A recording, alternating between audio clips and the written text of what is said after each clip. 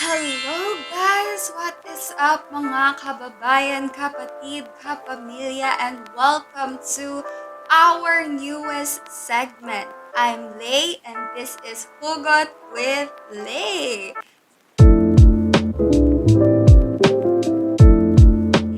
So nandito naman tayo ngayon upang malaman kung ano ba ang mga sagot sa mga tanong nyo. Wow, ang galing! Di ka nagsisiling, nagtatagalog ka.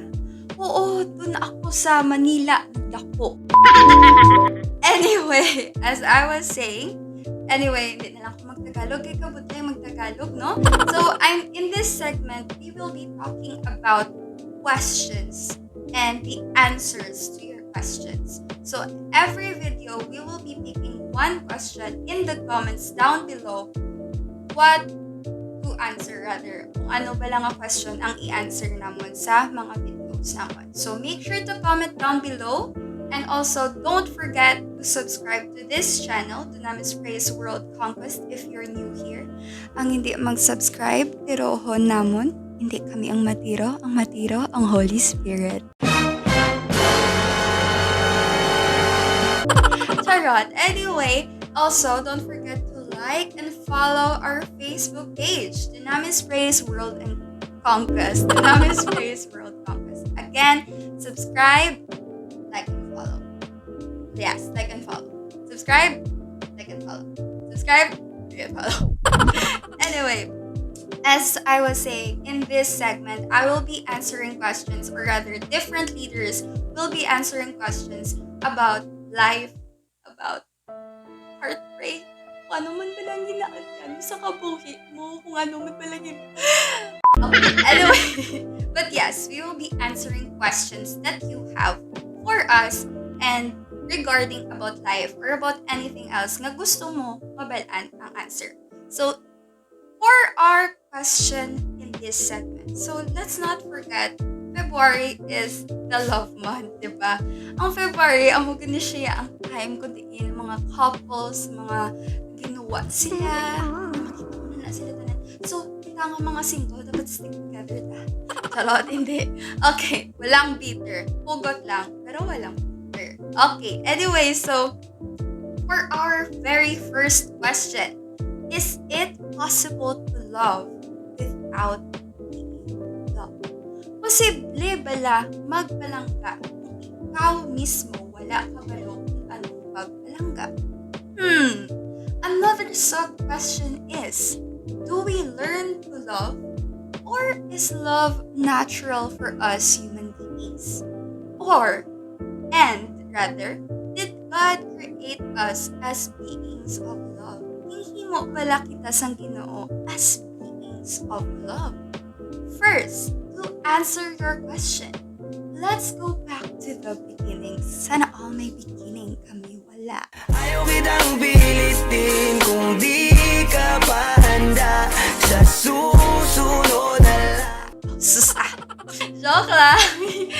Okay, so let's go back to the beginning, to the very beginning. Let's go and jump to Genesis chapter 1, verse 26. Okay, siling dire.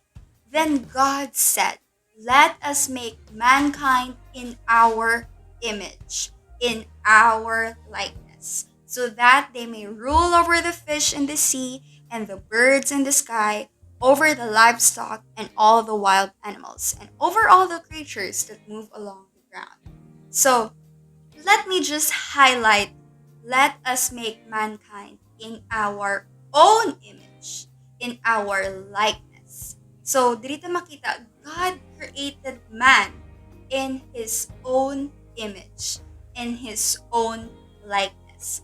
In other words, God created man to have the same characteristics or the same attitude rather, di ba?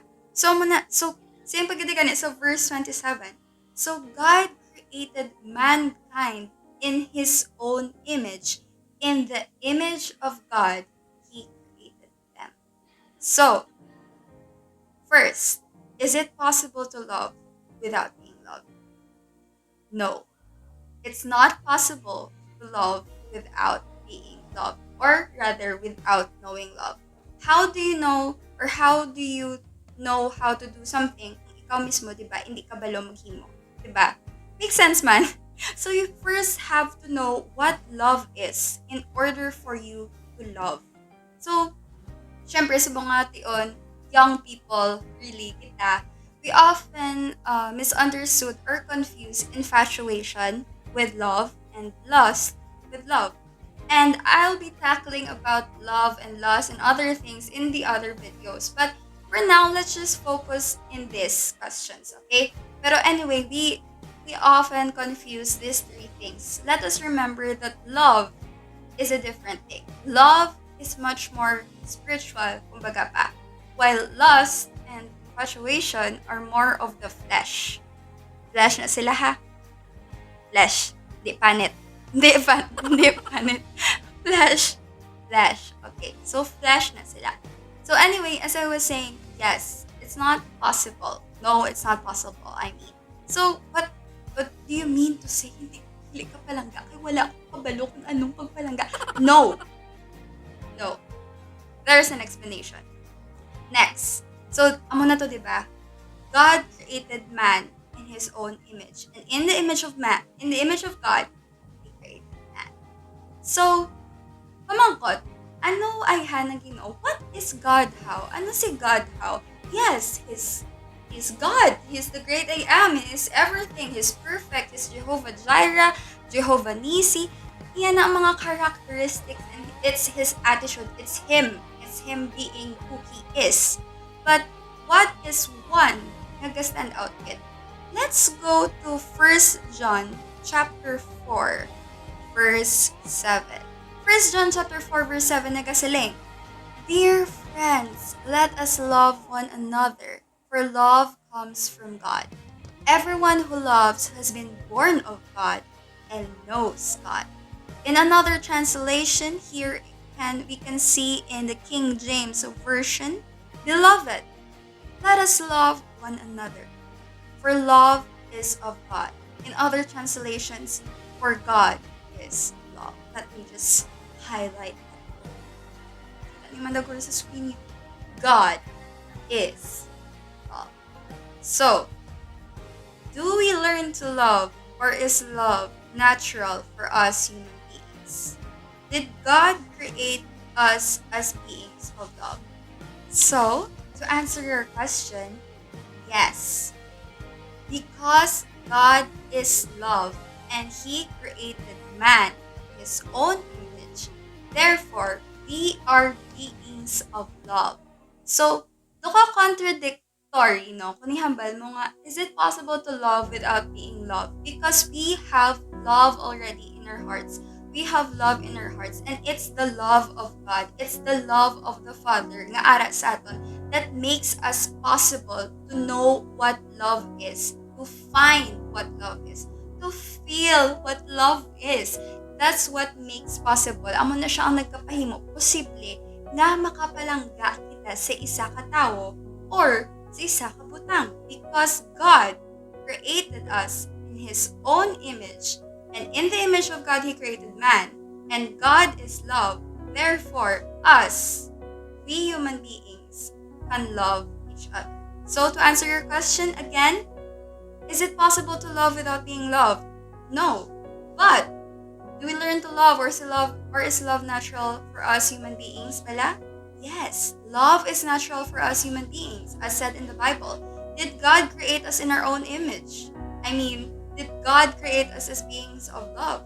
Yes, God created us as beings of love because God created us in His own image. Because God is love and He loves us, therefore, we can love others as well. So, hindi mo pag-ihambal sa kung hindi ko kabalo ko na pagpalagta. No! Someone loves you very much and someone loves you so truly na mismo nagpakamatay siya para sa imo. So what you need to do is find that love.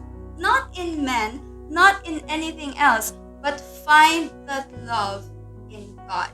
And God alone can teach you what true love is. So to sum up, no, ang aton nga mga answers, again, is it possible to love without being loved? No. Because like I said, you can't really do anything without learning or rather knowing about it. Diba? So we need first to know in order for you to do. So do we learn to love or is love natural for us human beings? Yes, love is natural for us human beings. As we answer the next question, did God create us as beings of love? Yes, because like He said in His Word, God created us in His own image, and in the image of God, He created man. So therefore, kung ano ang Ginoo, amo man ta na dapat. His character should be like, our character rather, should be like God's character. So, technically speaking, yes, we are creatures or beings of love. So, therefore, we already have the essence of love within us. We only need to know. Kinanglan lang gid naton mapalaan nga we already have true and real and pure love. Sometimes amo na siya ang problema because we forget, rather we don't know. We don't know nga ara nagali sa aton ang true love, ang real love nga ginatawag. We often become ignorant of the things that we already have. Ignorant of the things that we already have, that amo na siya, hindi ta kabalo nga amo na nagali, and that's why amo nang gakatabo. We get heartbroken, we get easily hurt, and other things like that kakatabo nga malain. So yes, it's not possible to love without being loved. Kinanglan mo gid nga sang tao nga palanggaon para makapalangga siya. And it's not a problem because someone already loves you.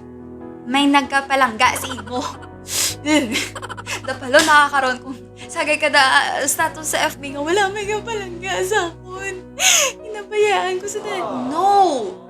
Sis, girl, brother, tol, big, may nagkapalangga sa imo.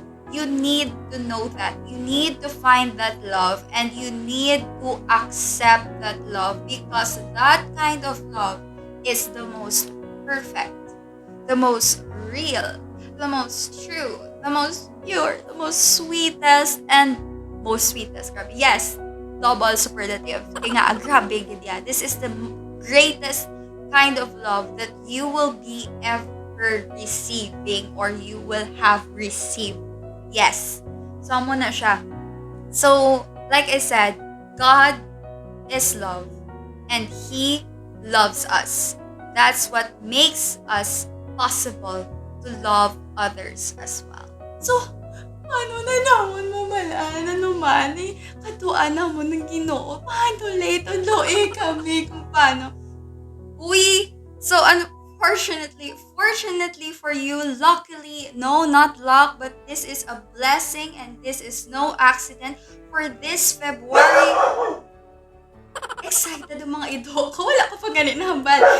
Grabe, excited ko sila yan, guys. So this February 14, 2021, the most awaited annual event of Dunamis Praise World Conquest, the Love Concert. So diri niyo pagid mabalaan what love is, what true love is. So the title of this concert is Never Lost. So makita niyo lang sa screen, you guys, ang poster. So I encourage you to come with your friends, with your family. Wala ko labot kung single ka, taken ka, tigulang ka.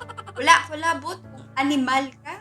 So, makita ni man guro nga kainit din, no? Kag mas mainit-init pag ginada ang pagpalangga nga mabasya ganyo sini nga February 14. So, make sure to come with an open heart and with a ready expectation of what God is about to reveal to you and what He will be teaching you for you to know what love really is. So, did I answer your question? So, if I did, just comment down below your thoughts, may negative feedback man ka mo, ang Holy Spirit na lang na bahala mag-ano da si inyo. Holy Spirit, move na lang daw. Okay, so if you have any more questions, again, make sure to comment your questions down below for the next video segment. And if you can't, if you're shy, hindi nyo gusto mabasahan sa inyo, ang mga friends, you can private message us through our Facebook page. Once again, like and follow our Facebook page. Subscribe to our YouTube channel. Ang hindi mag-subscribe, tirohon ka, Holy Spirit. Anyway, so that is all for today. Once again, I am Aleha. Ley na lang. Kay kabutay. Gitsang ako nga pangalan ihambal. I'm Ley and this has been Hugot with Ley. So, thank you for watching and see you again on the next video. Goodbye!